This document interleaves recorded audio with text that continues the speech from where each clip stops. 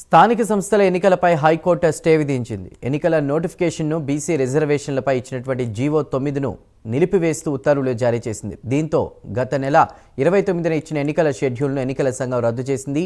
Next సర్కార్ ఏం చేయబోతుంది అనేది ఆసక్తికరంగా మారింది. జీవో 9పై హైకోర్టు స్టే ఇవ్వడంతో ప్రభుత్వం ఎలా ముందుకెళ్తుందనేది ప్రస్తుతం ఉత్కంఠగా మారింది.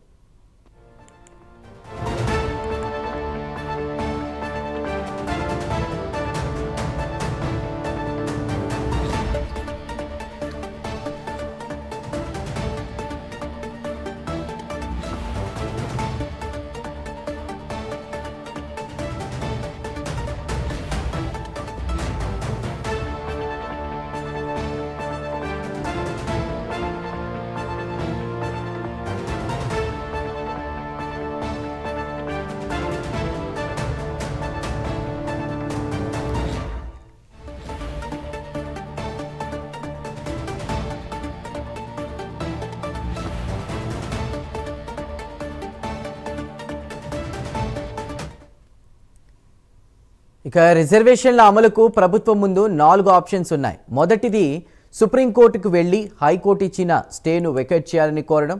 రెండవది పార్టీ తరపున 42% రిజర్వేషన్లు ఇచ్చి ఎన్నికలకు వెళ్లడం.